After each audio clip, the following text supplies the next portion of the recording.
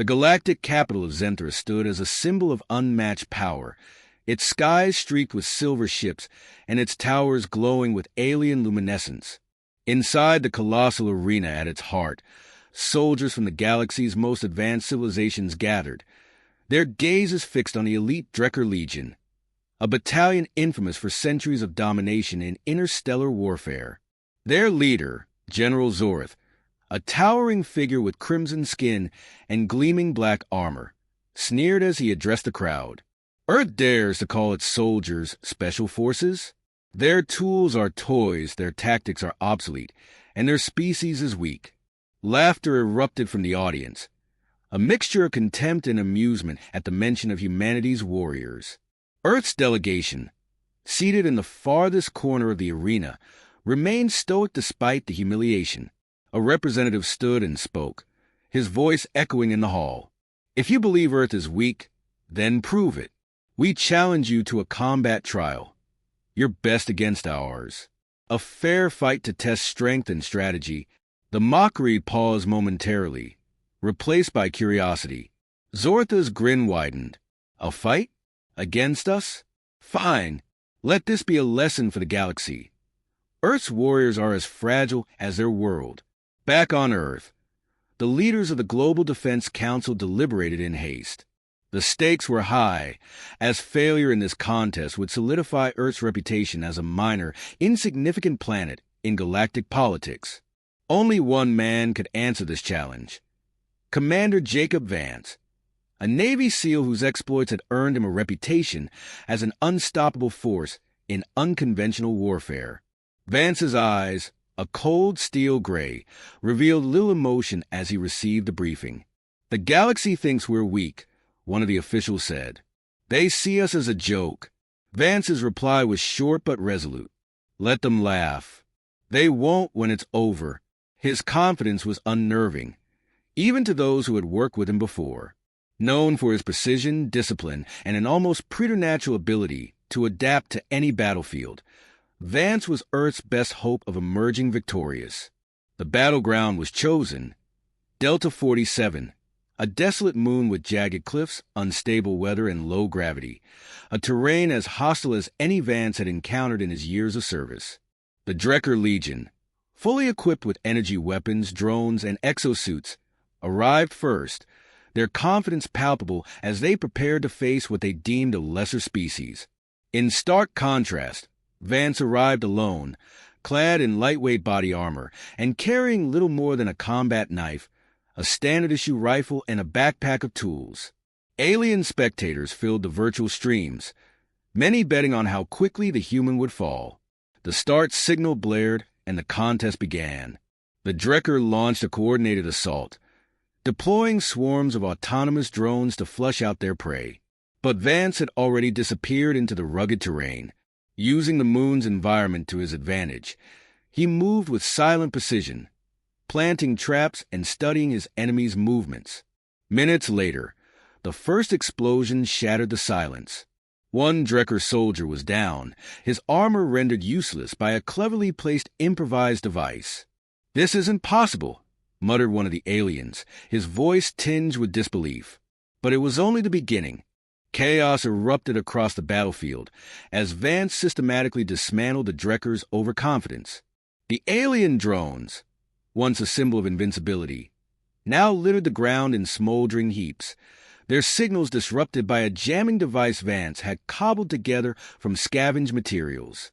The Drekker soldiers, who had spent centuries fighting opponents relying on brute strength or inferior technology, were unprepared for an enemy who thrived on ingenuity and unpredictability. Vance had no intention of engaging them head-on. Instead, he used the terrain to create a battlefield on his terms, setting up ambush points, disabling their equipment, and sowing confusion in their ranks. Every step they took seemed to lead them deeper into his trap. "He's hurting us," growled one of the alien soldiers, realization dawning too late as another explosive ripped through their formation. General Zorth watched from a command post, his expression darkening. The human was not what he had expected. Primitive, perhaps, but not weak. Zortha's frustration grew as reports of casualties and equipment failures poured in. "Regroup," he barked. "Force him into the open." The remaining Drekker soldiers adjusted their strategy, deploying thermal scanners and energy nets to flush Vance from his hiding places. But Vance anticipated their moves, staying one step ahead at every turn. He used their technology against them, sabotaging their scanners and using reflective surfaces to create false heat signatures. The moon's treacherous environment, once thought to favor the technologically superior Drekker, became their greatest enemy under Vance's manipulation. As the battle wore on, Vance took a moment to catch his breath in a narrow ravine. His thoughts drifted to his training days back on Earth. Grueling months spent mastering survival in the harshest conditions. He remembered the men he had served with, their camaraderie forged through shared hardship and sacrifice. He wasn't just fighting for himself. He was fighting for them, for the legacy of Earth's warriors who had proven time and again that courage and ingenuity could overcome any odds. His resolve hardened. The Drekker might have superior weapons, but they lacked the one thing Earth's soldiers had perfected: adaptability. The Drekker, now whittled down to half their original number, began to show cracks in their discipline. Their once flawless coordination gave way to hesitation and fear, emotions they had rarely experienced in battle.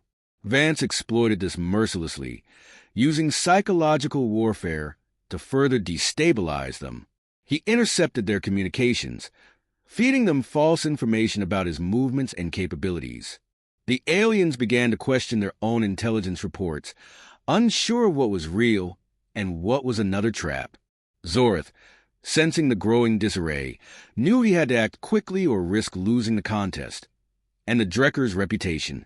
Desperation drove the Drekker to deploy their ultimate weapon, the Kravork Sentinel, a biomechanical war machine designed to annihilate anything in its path. The monstrous construct, towering over the battlefield, roared to life as its plasma cannons charged with lethal energy. Zorth watched with satisfaction, certain that the Sentinel would crush the human who had dared to challenge them. But Vance was unfazed. He studied the machine's movements, noting its patterns and vulnerabilities. He knew he couldn't destroy it outright, not with the limited resources he had, but he could outthink it. Using the moon's jagged terrain, he lured the Sentinel into a narrow canyon, where its size became a liability. With precise timing, he triggered a rock slide, pinning the machine long enough to disable its power core with an explosive charge. The destruction of the Sentinel sent shockwaves through the Drekker ranks. Their ultimate weapon, their symbol of invincibility, lay in ruins. Zorth, enraged, ordered his remaining soldiers to converge on Vance's location. The final confrontation unfolded in a desolate valley, where Vance faced the Drekker commander in a one-on-one duel. Zorth, wielding an energy blade, charged with feral intensity. Vance met him with calm precision, his every movement calculated to exploit the alien's aggression. The duel was brutal and swift, ending with Vance disarming Zorth and pinning him to the ground. But instead of delivering a killing blow, Vance stepped back, offering the alien a chance to surrender. The arena fell silent as Zorth, humbled and defeated, acknowledged Vance's victory. "You are more than I expected," he admitted, his voice heavy with grudging respect. The alien spectators, once mocking and derisive, now watched in stunned admiration. Vance had done the impossible, not just defeating the Drekker, but earning their respect. As he returned to Earth, his thoughts turned to the future. This was more than a victory. It was a statement, a reminder that humanity's strength lay not in its technology, but in its spirit.